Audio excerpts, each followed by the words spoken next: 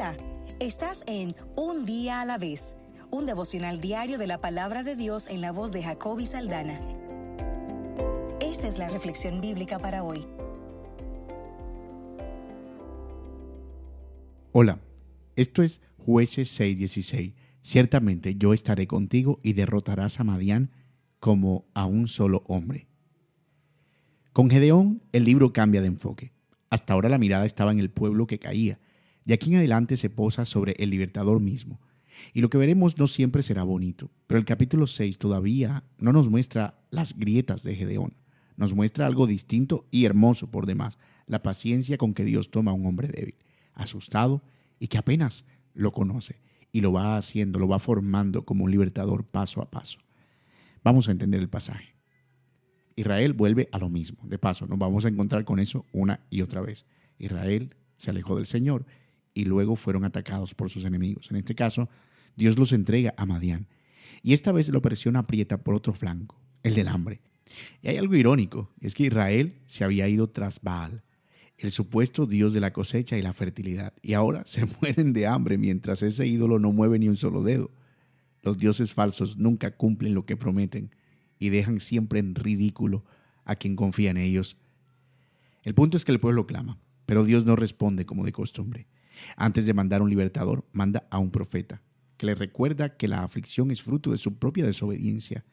Recién entonces aparece el ángel del Señor, que dicho sea de paso, el mismo texto llega a identificar con Dios y que a la luz del Nuevo Testamento se entiende como una aparición del Hijo antes de encarnarse, pero eso es algo que pudiéramos tratar en otro espacio.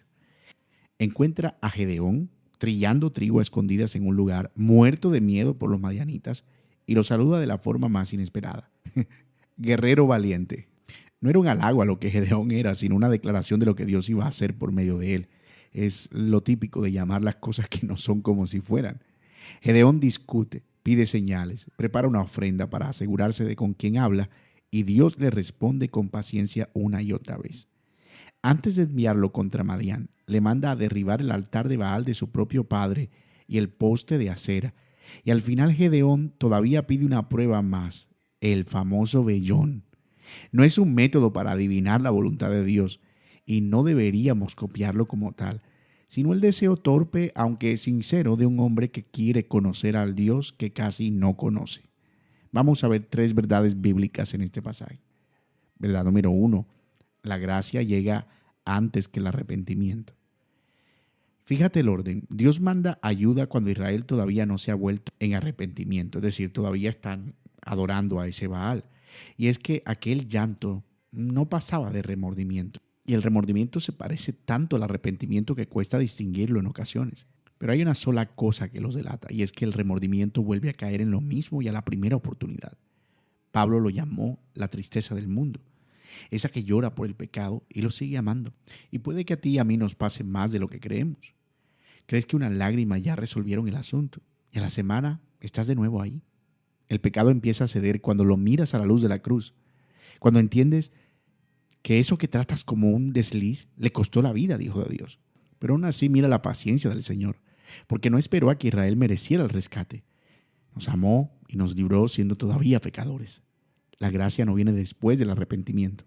Es ella la que produce el arrepentimiento. Verdad número 2. Antes de pelear con el enemigo de afuera, hay que derribar el ídolo de adentro. Antes de mandar a Gedeón contra Madián, Dios lo manda contra el altar de su propia casa. Y el orden importa. Si Dios libra a Israel sin tocar esos altares, el pueblo hasta podría agradecerle la victoria a Baal, porque así era ese pueblo. Primero cae el ídolo y después se pelea la batalla. Y hay una razón más honda, porque los ídolos ciegan. Al que idolatra el dinero no le alcanza la vista más allá de lo material. Al que idolatra el placer, se le va la vida detrás de él. Y al que idolatra su trabajo, por ejemplo, todo se vuelve compromisos. Mientras ese altar siga en pie, ni siquiera vamos a ver bien la realidad. Pregúntate, ¿qué altar? Y no me refiero a una imagen. Me refiero a qué ídolo tienes montado en casa o en tu corazón que te está torciendo la mirada. Y verdad número 3, Gedeón es apenas la sombra. Cristo es el libertador perfecto. Al final Gedeón queda equipado con todo. escogido por Dios, enseñado por Dios, ungido por su Espíritu, guiado por su mano, escogido en la debilidad, formado en la aflicción, derriba a los ídolos y sale a salvar a Israel. Y termina en la lista de los grandes de la fe de Hebreos 11. Pero su nombre es una sombra desdibujada de un cuadro perfecto. Hubo otro libertador escogido desde antes de la fundación del mundo, experimentado en quebrantos, que derribó nuestros ídolos cuando todavía éramos rebeldes y peleó nuestra guerra sin perder jamás. Donde Gedeón dudaba, temblaba y pedía señales, Cristo fue firme hasta la cruz.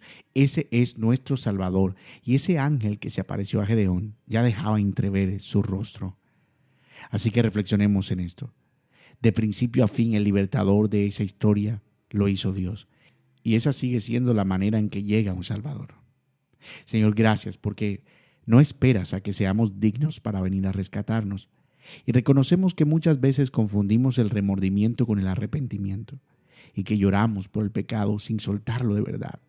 Danos ojos para mirarlo a la luz de la cruz y fuerzas para pelear contra él. Ayúdanos a derribar los altares que hemos levantado en casa, en nuestro corazón, y que nos tuercen la mirada para que veamos bien y te sigamos de cerca. Pero gracias sobre todo por Cristo, porque nos diste un libertador perfecto que Gedeón apenas alcanzaba a dibujar. En el nombre de Cristo, de Él, nuestro libertador perfecto, oramos. Amén. Lecturas del plan para hoy: Jueces 6, Hechos 10, Jeremías 19 y Marcos 5. Un día a la vez es una producción de Iglesia Bíblica Soberana Gracia en Santa Marta, Colombia. Para más información sobre este y otros recursos visita ibsoberanagracia.com. Hasta mañana.